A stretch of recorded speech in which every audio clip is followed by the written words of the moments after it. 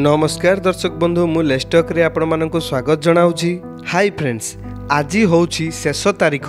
जदि आपण माने मध्य सुभद्रा स्कीम रु लाभ उठावा पई चाहुचंती बा टंका पाइबा पई चाहुचंती एबे खूब शीघ्र एही काम करेबाकू पड़िबो, नचेत आपण माने मध्य सुभद्रा स्कीम रु लाभ पाई परिबे नाही बा बाद मध्य पड़ी पारंती। एबे एबे सरकार पक्षरु एहाकू नै आउ एक बड़ घोषणा जारी हैला, जहा आमे एही वीडियो माध्यम रे जानि नबा, जहाँकि आपण माने खूब भल भाव जानी सुभद्रा योजना अधीन रे तृतीय किस्ती टंका बा थर्ड इन्स्टॉलमेंट रे आपण माने 15,000 टंका पाई सारी। एबे वर्तमान समय रे बाकी रही आउ एक किस्ती खूब शीघ्र आसवाक जाउछि फोर्थ इन्स्टॉलमेंट बा चतुर्थ किस्ती, जो आपण मध्य खूब शीघ्र एही टंका पाई परिबे। तेबे एहा पूर्वरु आसुछि आउ एक नुआ अपडेट, जहाँकि एही वीडियो माध्यम रे जानि नबा, जहाँकि आपण मानक पई बहुत गुरुत्वपूर्ण अटे। एथि जोगु वीडियोटी को कंप्लीट भाव में देखि नियंतु, जहाँकि आमे एही वीडियो माध्यम रे संपूर्ण अपडेट जणाई देइछु। वीडियोटी स्टार्ट करिया पूर्वरु मोर गोटे छोटिया अनुरोध, जदि वीडियो को एपर्यंत लाइक करना वीडियो गोटे लाइक करेंगे, चैनल को जदि नुआ करि आछंती चैनल को सब्सक्राइब करि पाखरे थिया बेल आइकन रे क्लिक करेंगे। चलंतु डेरी न करि कोन रहिछि अपडेट जानि नबा।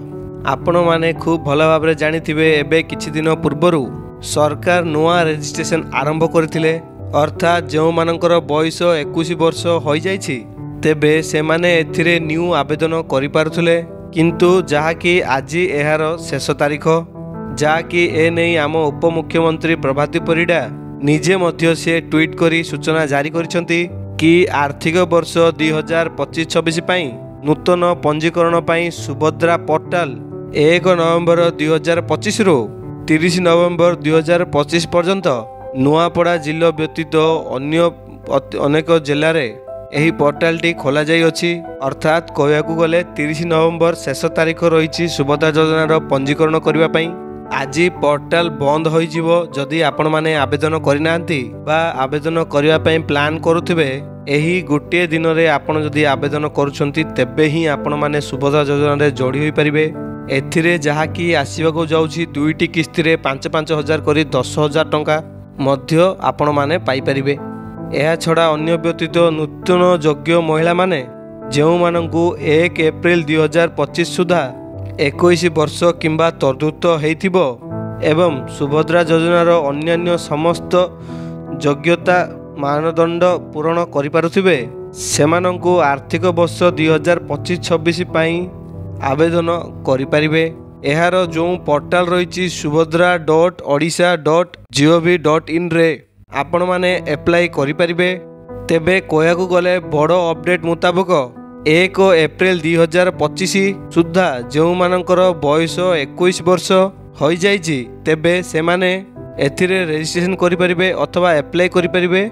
एप्लाई करिबा द्वारा सरकार जो चतुर्थ किस्ती टंका देबे सही टंका मध्य एमाने खूब शीघ्र पाई परिबे।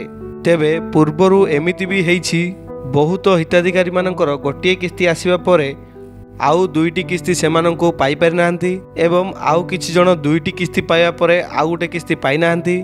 तेबे टेंशन नवा किछि दरकार नै, सेमानंकर अटकी जाइथिबा टंका सरकार एका बेले चतुर्थ किस्ती प्रदान करिवा टाइम रे से समय रे मध्य आपण माने टंकाटी इजिली पाई परिबे।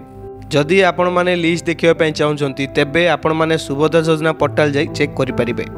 आउ किछि दिन अपेक्षा करि नियंतु, खूब शीघ्र आपण मानकु मिलियाको जाउछि सुभद्रा योजनार चतुर्थ किस्ती टंका। यह थिला फ्रेंड्स गोटे छोटिया अपडेट। जदि वीडियोटी आपण मानकु भल लागिछि वीडियो गोटे लाइक करिवे, चैनल को जदि नुआ करि आछंती चैनल को सब्सक्राइब करि पाखरे थिया बेल आइकन रे क्लिक करिवे, जहा द्वारा हमर एई लेटेस्ट अपडेट डाको सर्वप्रथम पाई परिवे। धन्यवाद। जे कोनोसी डाउट अछि कमेंट सेक्शन रे पचारंतु।